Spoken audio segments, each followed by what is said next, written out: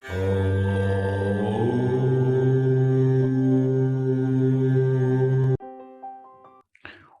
नमस्ते मित्रों। सत्यार्थ प्रकाश की इस कक्षा में आप सभी का स्वागत है। सत्यार्थ प्रकाश का प्रथम समोल्लास जो है हमारा चला हुआ है, जिसकी बहुत सारी वीडियो हम अपने YouTube चैनल वैदिक नॉलेज के ऊपर डाल चुके हैं। आज मैं परमात्मा के कुछ और नामों के ऊपर आपसे चर्चा करूंगा। तो प्रथम समोल्लास हमारा चला हुआ है। आज मैं जिस नाम के बारे में बात करता हूं वो है सर्वशक्तिमान। कि ईश्वर को सर्वशक्तिमान क्यों कहा जाता है? तो ऋषि दयानंद लिखते हैं कि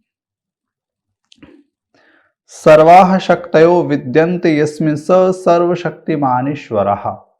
यानी जो अपने कार्य करने में किसी अन्य की सहायता की इच्छा नहीं करता, अपने ही सामर्थ्य से अपने सब काम पूरे करता है, इसलिए उस परमेश्वर का नाम सर्वशक्तिमान है।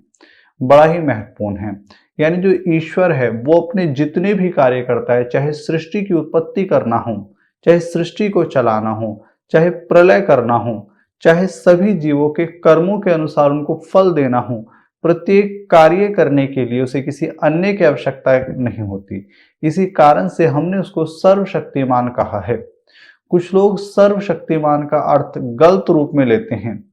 वो कहते हैं कि सर्वशक्तिमान का अर्थ है कि परमात्मा जो चाहे वो कर सकता है। परंतु मित्रों, ध्यान से समझो, वो कार्य जो परमात्मा के स्वभाव के विपरीत हैं, उनको परमात्मा कभी नहीं कर सकता। जैसे चोरी करना, यह परमात्मा का कार्य नहीं है। जारी करना, लूटना, लोगों को बिना कुछ अच्छा किए ही अच्छा फल देना या अच्छा करने पर भी गलत फल देना, ऐसे कार्य परमात्मा के स्वभाव के विपरीत हैं। इसलिए वो अपने कार्य करने में किसी की सहायता नहीं लेता। यही सर्वशक्तिमान का वास्तविक अर्थ है। अब हम परमात्मा के अगले नाम के ऊपर चर्चा करते हैं। अगला नाम है उसका न्यायकारी। इसके संबंध में ऋषि दयानंद लिखते हैं कि ण्य प्राप्त इस धातु से न्याय शब्द सिद्ध होता है। प्रमाणैर अर्थ परीक्षणम न्यायः। यह वचन न्याय सूत्रों के ऊपर वात्स्यायन मुनिकृत भाष्य का है।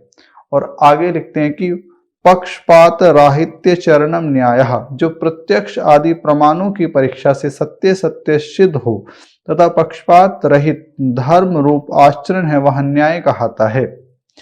न्यायुं कर्तुम शीलमस्य स न्यायकारीश्वरः। जिसका न्याय अर्थात पक्षपात रहित धर्म करने का ही स्वभाव है, इससे उस ईश्वर का नाम न्यायकारी है। तो थोड़ा सा समझने का है। पहली चीज तो क्या है कि न्याय है क्या? न्याय अर्थात पक्षपात न करना। जैसे कि हम लोग मेडिकल के अंदर जाते हैं, किसी अस्पताल के अंदर जाते हैं, किसी बैंक के अंदर जाते हैं और वहां एक लाइन लगी हुई है और हम सिफारिश लगा के यदि अपना नंबर पहले लेकर आ जाए या पहले आ जाए, तो जितने लोग लाइन में खड़े हैं यह उन सभी के साथ में अन्याय होगा। परंतु परमात्मा ऐसा अन्याय नहीं करता। कुछ लोगों को ऐसा लगता है कि हम उसको रिश्वत दे सकते हैं, हम ज्यादा चढ़ावे से उसको बहला फुसला सकते हैं। परंतु मित्रों, ऐसा नहीं होता।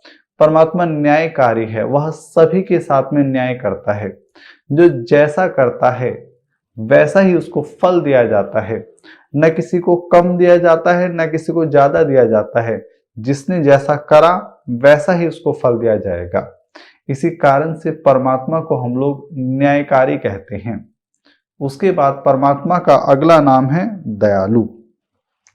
तो दया, दान, गति, रक्षण, हिंसा, दानेशु, इस धातु से दया शब्द सिद्ध होता है।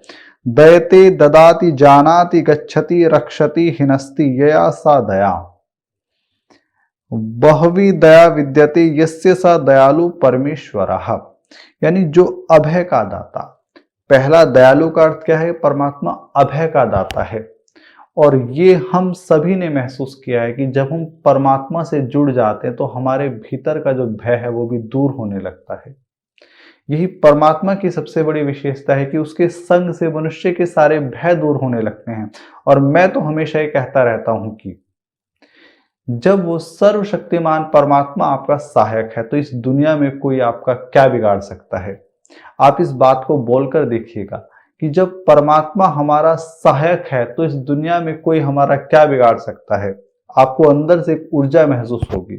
और यहां भी ये लिखा हुआ है कि परमात्मा दयालु है, अर्थात वो अभय का दान देने वाला है। न तो स्वयं किसी को डराता है और जो उससे जुड़ जाता है दूसरों के प्रति भी उसका भय वह समाप्त कर देता है। आगे लिखें कि सत्य असत्य सर्व विद्याओं को जानने वाला। इस संसार में जितनी विद्याएं हैं उस सभी का परमात्मा देने वाला है, तो उसको सभी विद्याओं का ज्ञान भी है। सब सज्जनों की रक्षा और दुष्टों को यथायोग्य दंड देने वाला। तीसरा और चौथा, परमात्मा सज्जनों की रक्षा करता है। यदि हम चाहते हैं कि हमें परमात्मा का सहारा मिले, हम परमात्मा की शक्ति के पात्र बने, तो हमको धार्मिक बनना पड़ेगा, हमको अच्छा बनना पड़ेगा, तभी परमात्मा हमको सहारा देगा। और जो दुष्ट हैं, ध्यान रखना, परमात्मा उन सभी को दंड देने वाला है, परमात्मा उन सभी को नष्ट कर देने वाला है। ऐसा हमको कई बार लगता है कि वो फल फूल रहे हैं, परंतु वो फल फूलते नहीं, अपितु वो अपनी जड़ों को काट रहे हैं। इसलिए हमेशा ध्यान रखना कि परमात्मा दयालु है, वह अभय का दान देने वाला है, सत्य और असत्य सब विद्याओं को वह जानने वाला है। वही परमात्मा जो है दुष्टों को दंड देने वाला है और सज्जनों की रक्षा करने वाला है। इन सभी कारणों से उसको हम लोग कहते हैं दयालु। आपने इस वीडियो को देखा, उसके लिए आपका धन्यवाद। आगे हम परमात्मा के कुछ और नामों के ऊपर चर्चा करेंगे।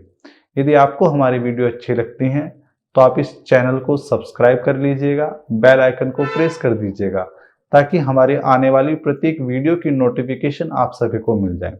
और फेसबुक पर हमारे पेज वैदिक सूक्ति को भी फॉलो करिएगा। धन्यवाद।